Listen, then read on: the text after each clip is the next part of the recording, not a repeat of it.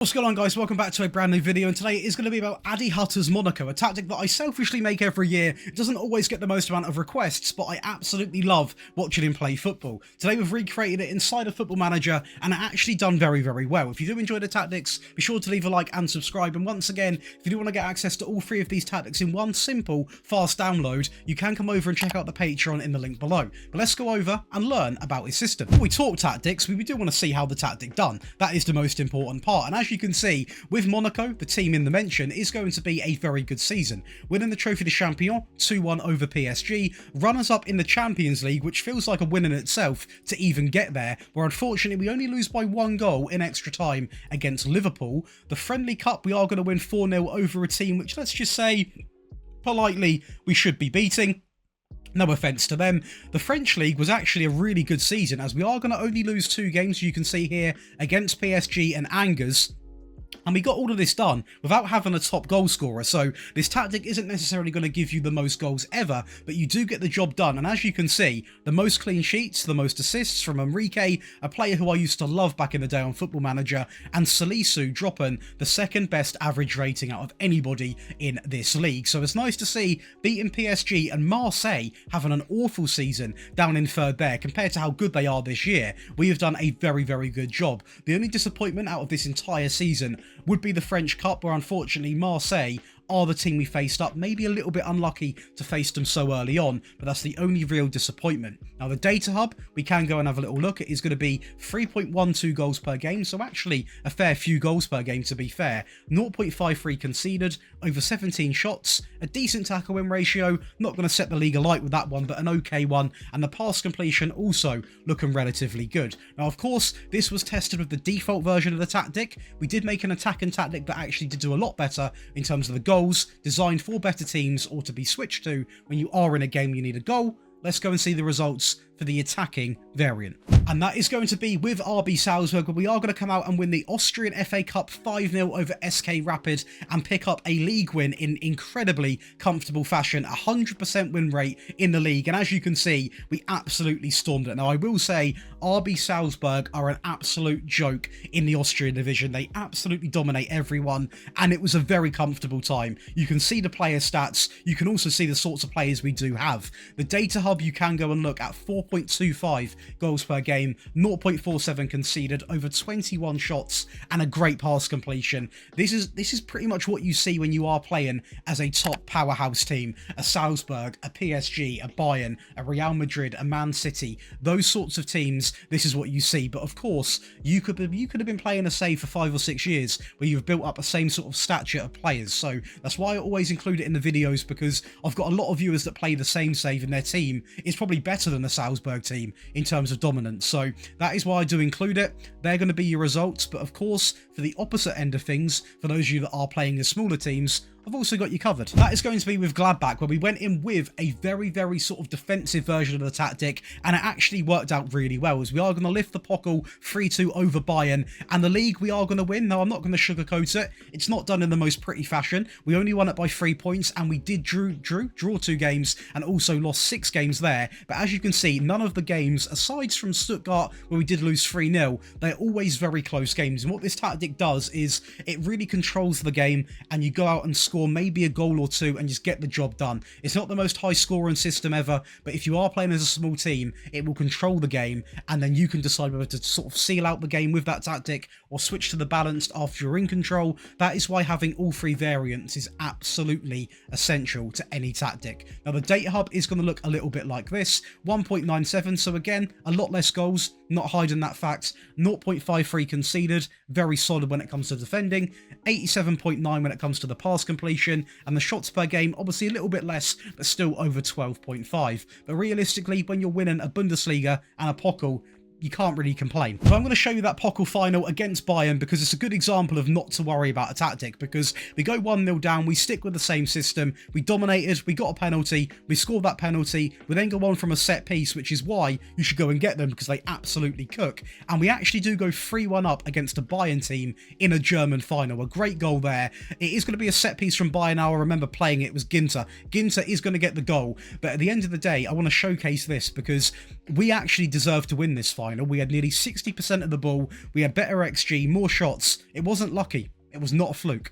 And a highlight against Barcelona showing we can beat the big teams with a team like Monaco, 1-0 up inside of 13 minutes. And again, we played this style of controlling the game with Minamino through the midfield into Vanderson, a great ball across. Barcelona completely caught sleeping and are going to concede that third goal in the last kick of the game with Singo down the right in the middle. And this is a perfect example of going to them, taking the game to them, more possession, more shots on target, a better XG. Barcelona playing a very, very strong team simply weren't good enough. The powerhouse, you can just go full out attack. With a team like Salzburg, you can pretty much do anything, and with Dedic scoring inside of 5 minutes, I knew this was going to be a very controlling game. And as you can see, the goals just keep on coming. Kanate is going to make it 2 inside of 29. 7 minutes later, Beidou over the top into Dedic, inside into Kajgard there, who is going to make it 3-0.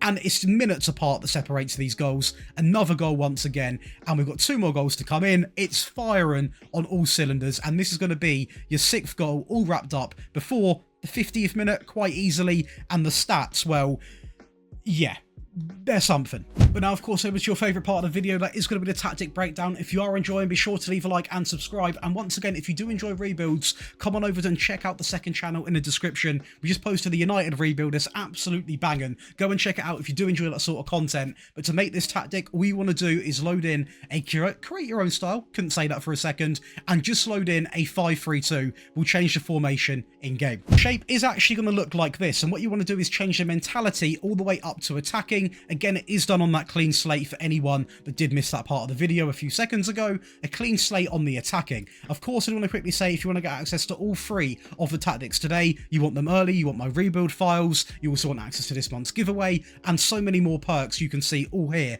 You can come and check out the Patreon. We're not slowing down because FM25's delayed. We've got more content than ever, and trust me, people absolutely love it. So do come on over and get involved. I look forward to seeing you over there. But let's go over and talk through these tactics then. So the goalkeeper is simply going to be set to defend with no custom instructions. He's kept it pretty simple in this system, so therefore we have done exactly the same. Now when it comes to the back line, this is probably where the tactic thrives a little bit because it is incredibly defensively solid, but also it's not negative. Sometimes with 3-back, 5-back systems, you have the defensive stability, but you are awful going forwards. Of course, for us, that wasn't really an issue.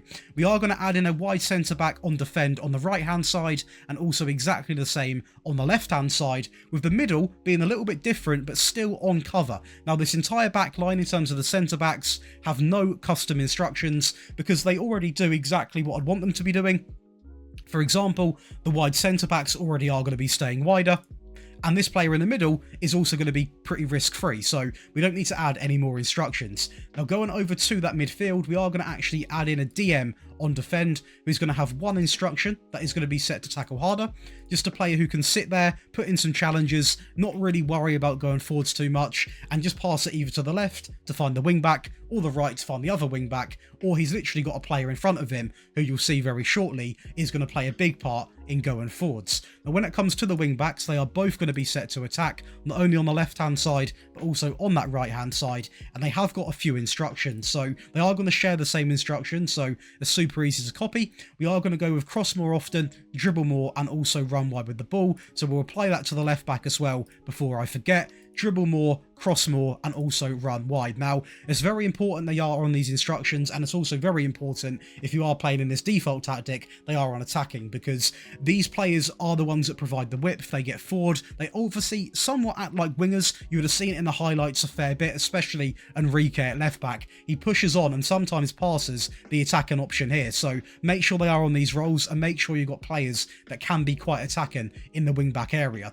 Going up the midfield a little bit, we are going to go with a default box to box. Now this is a very unique way of playing because you could obviously have him dragged down here and it would be still that 3-4-2-1, but this is just a different way of playing that suits it really well, because you've got the DM here who does protect the entire back line, but you want someone ahead of him who can go forward and help link up the play to the front three, and that's exactly what this box to box does.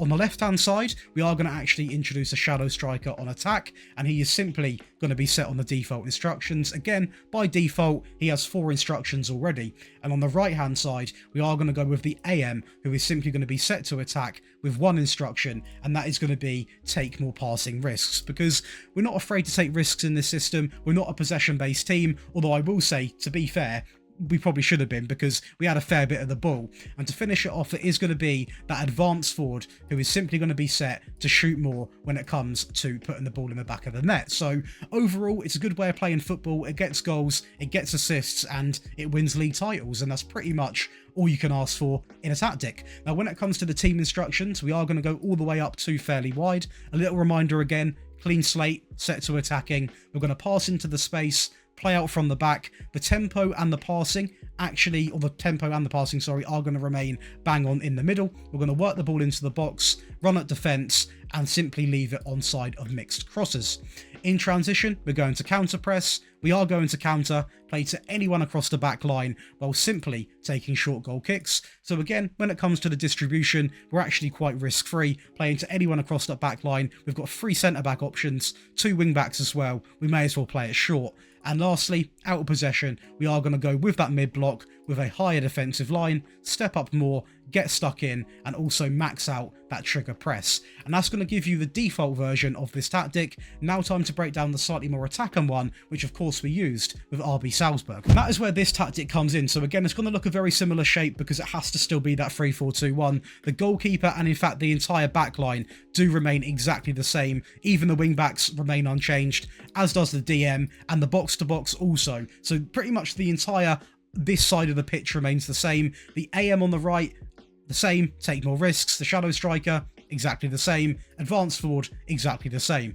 But don't worry, there are some changes. I've not just wasted your time. All the changes are done in the team instructions. So in terms of the attack and width, that does remain the same. But where it changes a fair bit is the tempo is going to go up. We're not only now going to run at defence, we're going to be more expressive.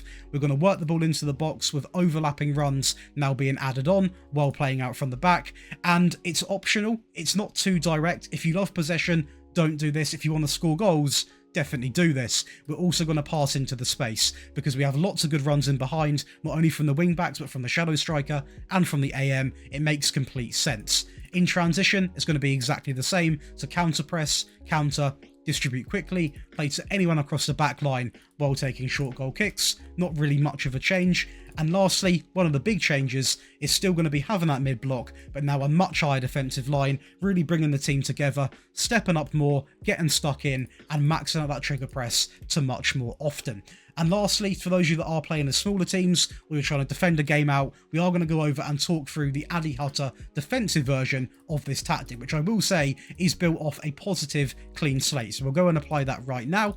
Now, this tactic obviously does look a little bit different because we are now going to have 2 DMs, so you've not really got that player pushed up in midfield. The back line in terms of the centre-backs is going to be exactly the same. The wing-backs, however, are both now simply going to be on support on the default instructions. The DM on the left is on support, on tackle harder.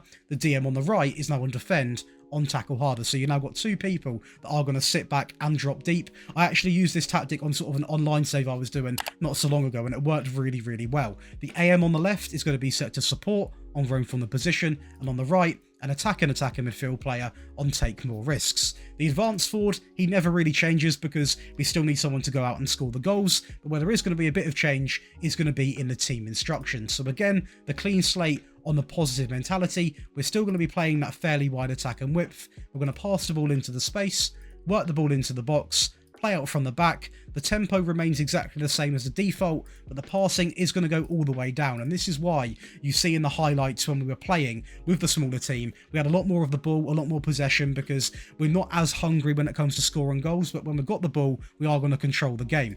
In transition, we're going to counter press, hold the shape, slow the pace down. Again, if you are playing as a small team, it makes sense to slow the pace down because typically goalkeepers in lower divisions aren't as alert, shall we say, and we are going to play to anyone across the back line while taking short goal kicks. And lastly, out of possession, we're going to go with that mid block. We're going to deploy a higher defensive line and just one up that trigger press to more often. And that's going to give you not 1, not 2, but 3 versions of Adi Hutter's Monaco. You've got an attacking version, a defensive version, and a default version, all serve very different purposes. So make sure you are going and getting all 3 or copying all 3. And if you have enjoyed, be sure to leave a like and subscribe.